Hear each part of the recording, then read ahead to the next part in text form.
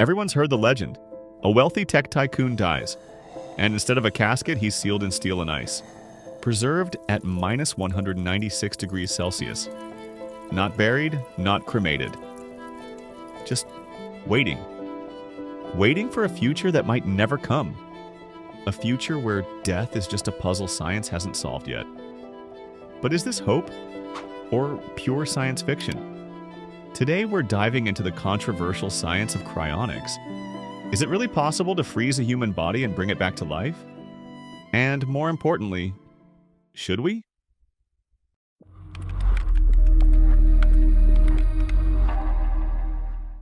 Let's rewind. The year is 1967. Dr. James Bedford becomes the first person to be cryopreserved. He died of kidney cancer, but in a strange way, his death was just the beginning. Instead of being laid to rest, his body was frozen in liquid nitrogen and placed in cold storage indefinitely. Back then, it sounded like something out of a pulp science fiction novel. And honestly, it still does. But Bedford's body is still preserved to this day. And he's not alone. Hundreds of people, and even pets, now lie in storage at cryonics facilities across the world, from Arizona to Russia. Each one betting on the same thing: that future science will do what today's can't. These early pioneers were inspired by physicist Robert Ettinger, who published The Prospect of Immortality in 1962. His radical proposition was simple: preserve the recently deceased until future technology could restore them to life. The idea quickly captured the imagination of scientists, futurists, and dreamers alike. Companies like Alcor Life Extension Foundation and the Cryonics Institute opened their doors, offering a service that seemed to defy death itself. But the question remains: were they selling hope or just expensive freezers?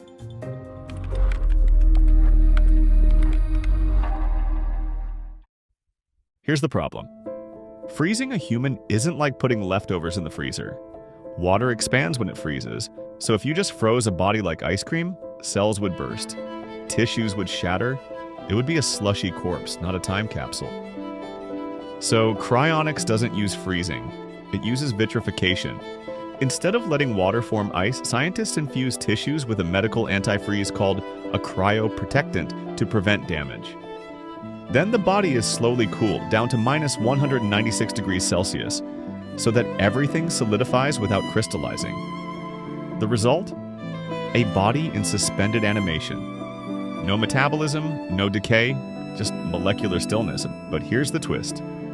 This process is designed to work if done immediately after legal death, though revival remains unproven. Before brain cells start to break down. Cryonics isn't about freezing corpses. It's about preserving the brain before it's lost forever. The window is narrow. Within minutes of cardiac arrest, the brain begins to deteriorate. Oxygen deprivation triggers a cascade of cellular destruction.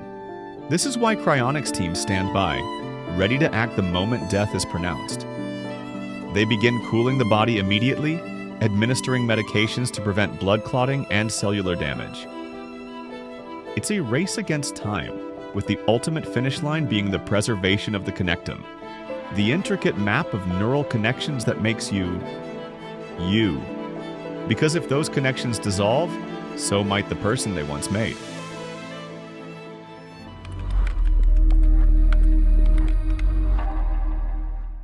Let's pause. Here's the big question behind all of this. What is a human being? If the body dies but the brain remains intact, are you still there? Cryonics assumes the answer is yes, that you are a pattern, encoded in neurons, synapses, and electric pulses. And if we can preserve that pattern, maybe one day we can reboot it, like copying data from an old hard drive onto a new machine. But is it really that simple? Or is something lost, something we can't measure?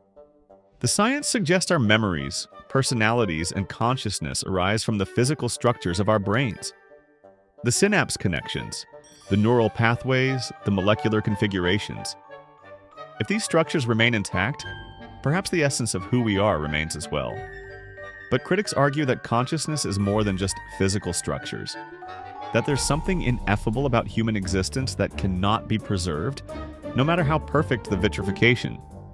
Some philosophers suggest consciousness might be like a flame, a process, not a thing. And once extinguished, it cannot be relit in the same way. Others see the brain as more like a book, where the story remains even if the reader is temporarily absent. Which view is correct? The answer may determine whether cryonics is humanity's greatest hope or its most expensive delusion.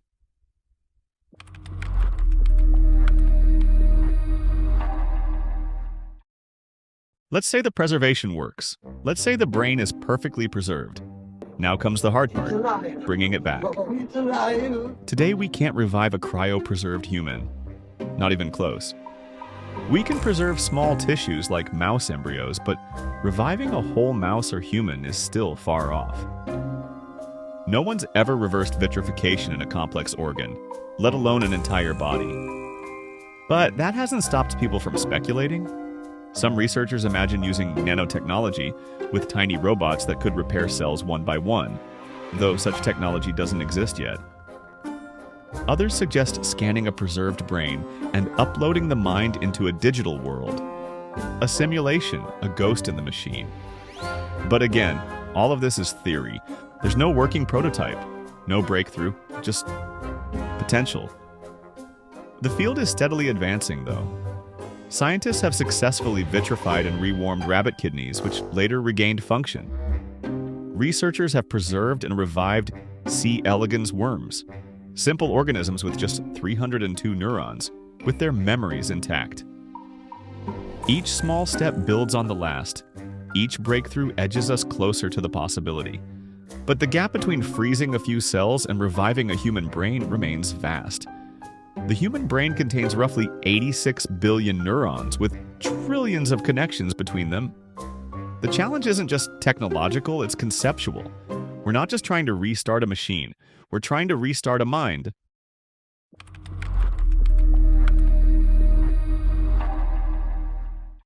Let's imagine it does work. You die, you're frozen, you wake up 200 years later.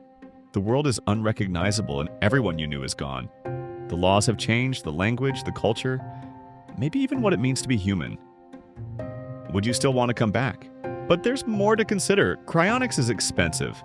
Preservation costs tens of thousands of dollars up front, with no guarantee of revival.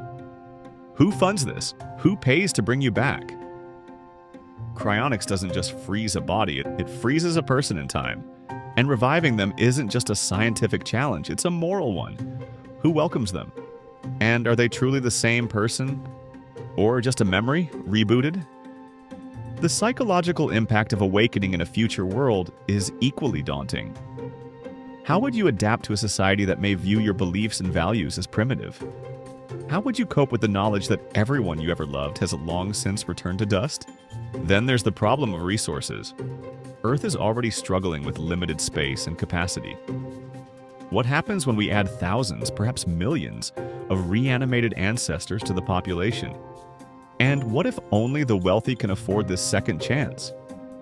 Does cryonics create a two-tiered mortality, where the rich get a second life while the poor face the permanence of traditional death? These questions aren't just hypothetical.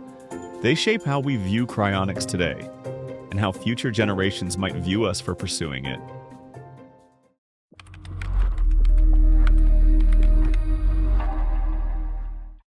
Cryonics lives in a strange space, between hope and hubris, science and science fiction. Its critics call it a scam, a desperate ploy preying on people's fear of death. They say, "You're not freezing people, you're freezing corpses."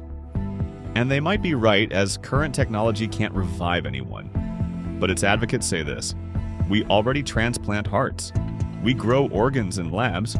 What seems impossible today might be routine tomorrow, so why not try? Why not preserve the possibility of a second chance? Many mainstream scientists dismiss cryonics as pseudoscience, pointing out that no one has ever been revived. They argue that the damage from the preservation process itself might be irreversible. The medical community largely keeps its distance. Major medical journals rarely publish papers on cryonics. Universities seldom offer courses on the subject. Yet cryonics persists. Its supporters include renowned scientists, futurists, and entrepreneurs who see it as a rational response to death, an ailment that might one day be curable. They point to the history of medicine, filled with once impossible feats. Heart transplants, in vitro fertilization, face transplants. Each once seemed like science fiction before becoming medical reality. Perhaps cryonics is simply ahead of its time, a treatment waiting for the rest of medicine to catch up.